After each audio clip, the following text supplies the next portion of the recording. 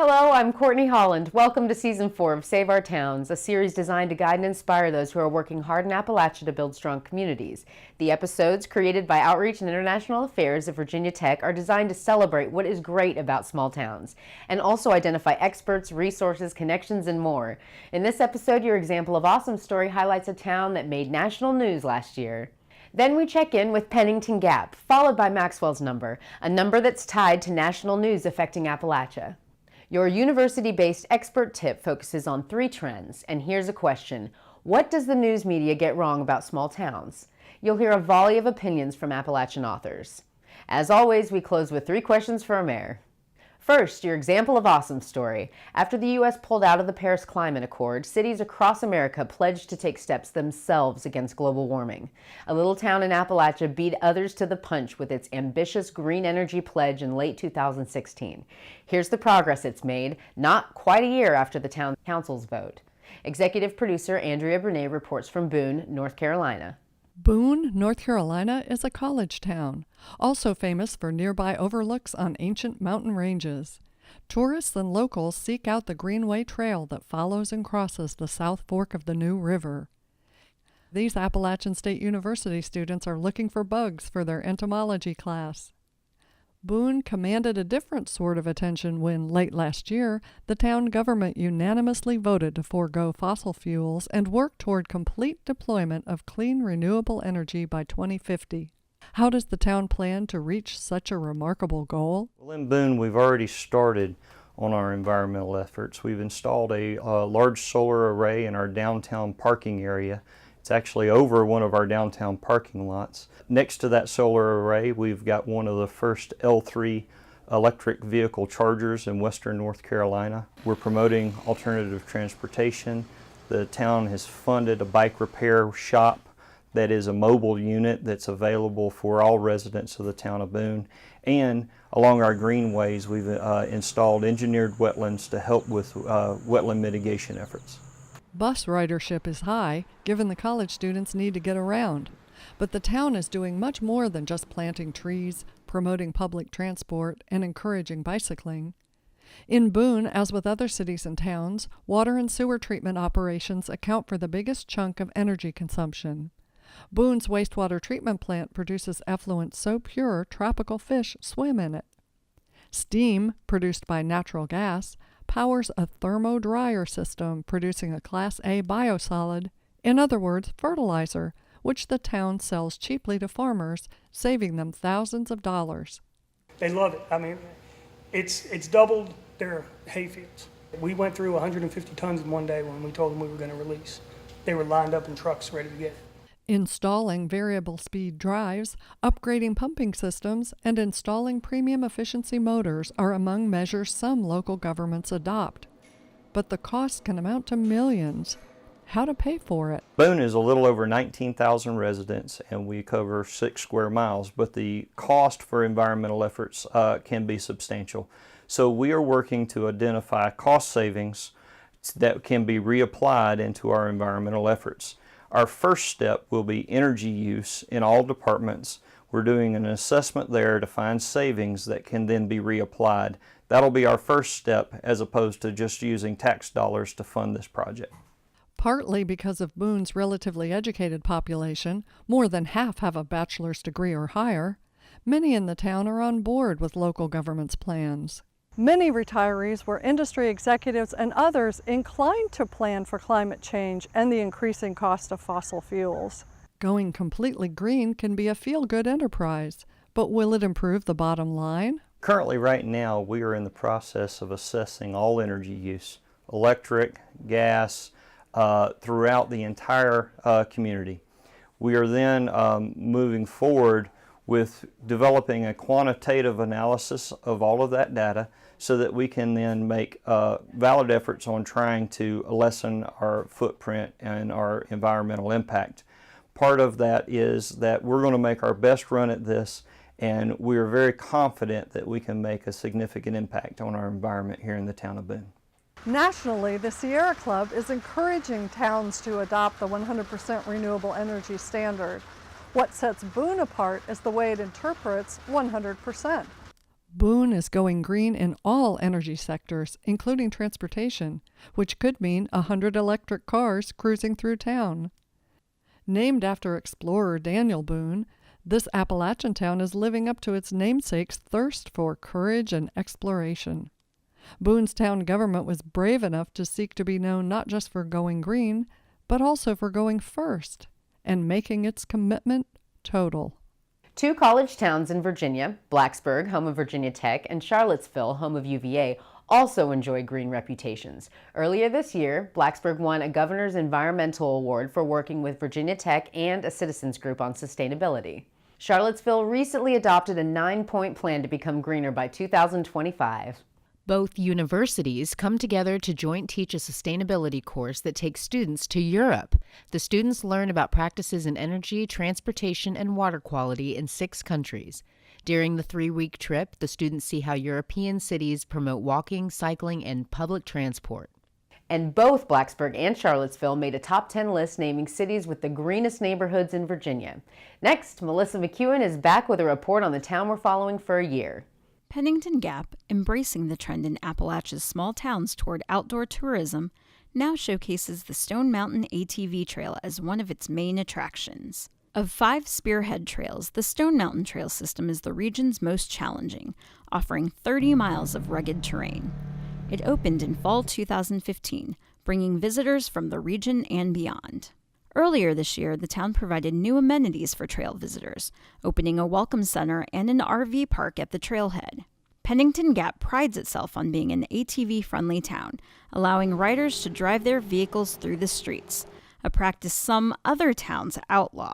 They can actually, when they come off the trail, just drive back to the motel or even go out in town and have dinner, even go to the theater, watch a show and everything, come out and then go back to their lodging. Meanwhile, Pennington Gap offers ATV riders more than just the trails. The town hosts monthly drag races run by volunteers. The event allows locals and out-of-towners to hop on their ATVs or dirt bikes and put the pedal to the metal. Even diesel trucks get in on the action during the drag races. Town Council member Jeff Martin, an avid ATV rider himself, helps manage the drag strip at Lehman Field. He's excited about the growing interest in the drag racing events and its impact on the town. It's something that a lot of people don't know about right now, and the ones that's getting to know about it really enjoys it. And if they're here riding the trails, it's like earlier, there's some guys asking us what time we was going to start drag racing. When they get through riding the trail, they'll come down and watch us drag race. When they come in, they're going to eat or stay somewhere, and that's been a good thing. Instead of dwelling on lost industries and jobs, Pennington Gap has focused on developing assets already in place. According to the Outdoor Industry Association, outdoor recreation in Virginia generates nearly $22 billion in consumer spending annually, and town leaders are hoping that spending makes its way into Pennington Gap. It's another thing that our town has to offer that a lot of towns don't have. It's encouraged a lot of extra growth coming into town. And we're still seeing some benefits from that. This is going to continue to grow, I think. The Appalachian Regional Commission was much in the news when President Trump's budget proposal to Congress put it on the chopping block. So in honor of Maxwell's number, I've prepared for you this little number. Poor Maxwell. 52 white keys. See, Maxwell, there's 52 white keys. You see, Maxwell, 52 white keys are on this piano, and every piano you've ever seen. So you see, there's 52 white keys on this piano. That's right, and 52 is also the number of years that the Appalachian Regional Commission has been in existence. During this time, the ARC has been granted $3.8 billion for projects in Appalachia. Money used to help reduce poverty rates from 30% to 17%. The ARC has also been instrumental in creating 312,000 new jobs. Since its beginnings in 1965, this federal-state agency partnership has generated $10.5 billion in additional earnings for Appalachia. The threat to the Commission generated headlines across Appalachia. In 2016, the Commission gave out a series of Power Initiative grants that covered the Virginia counties of Bland, Buchanan, Dickinson, Giles, Lee, Russell, Scott, Smith, Tazewell, Washington, Wise, and Wythe. That money included $2.2 million for the Virginia Emerging Drone Industry Cluster Project. All in all, that's a lot to talk about over 52 years. A quick update. The commission remains cut in the proposed budget, but Congress seems inclined to reinstate funding, according to a spokesperson. Next, we're back to Appalachian State University, where Billy Schuman heads the Center for Appalachian Studies. For your expert tip, he talks about 3 promising trends for small towns. One thing that Appalachia has done very well with, in a lot of parts, not throughout, has been cultural and environmental tourism. And I think that's an important piece of economic development, but other things that sort of point to that potential is this virtual economy. As long as we can continue putting infrastructure into Appalachia to facilitate transitions toward cyber careers, that would be another opportunity. A third piece that I think is really important is that not only in Appalachia but around the country we're seeing a movement towards locality, sometimes expressed as buy local, for example. And what that means is a lot of people from all walks of life, from all political persuasions, from different class backgrounds are seeing the value of supporting local businesses and local cultures and communities through civic engagement. You can read a transcript of the complete interview at the Save Our Towns website, where Schuman describes his research comparing small towns in Appalachia with small towns in Wales. Click on the Connect with Experts tab. Next, you may recall from episode 1, we caught up with a dozen authors at the Appalachian Heritage Writers Symposium early in the summer at Southwest Virginia Community College. Here, in less than 60 seconds, 4 of the conference speakers answer the question, what does the news media most often get wrong in covering small towns in Appalachia? Depicting us as people who are ignorant, uneducated, dirty. We don't know how to maintain ourselves, our homes, or anything else, but we're not. We're just like you. It's so easy to build caricatures of people in the South or the Southeast. And the people that I know are well-read, they're well-educated. For me, that's very interesting because I come from Scotland, and within the UK, within the United Kingdom, Scots are very often patronised, laughed at because of the way they speak, looked on as being strange and different. And of course, that's exactly how people from Appalachia are perceived within America.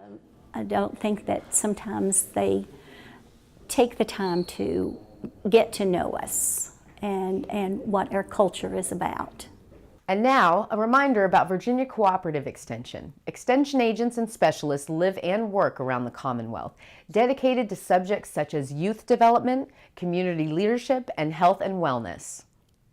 On the Save Our Towns website, click on the Extension tab. There you can learn much more. You'll find extension agents listed along with their areas of expertise and contact information. Now we return to Boone to ask 3 questions of the mayor. My name is Rennie Brantz. I'm mayor of Boone, North Carolina. Beautiful. It's a wonderful place, a caring community, a vibrant community, but it's just beautiful in all different ways. I think many people would say it was traffic. Our streets were laid out earlier and don't accommodate all of the traffic we have today. I think many people would say that. That it's a friendly, welcoming, genuinely caring town. And I think we see that in all kinds of ways in civic organizations, in the university, in the students who are here, and in the people of Boone. I think it's a caring community. Would you like to nominate your town for an Examples of Awesome story? We'd love to hear from you. To view past episodes and to dive deeper into resources and a wealth of information about small towns, go to the Save Our Towns website and please send your thoughts to saveourtowns@vt.edu. We read and respond to every email. This is episode 2 of season 4. Be sure to join us next time. Thanks for watching.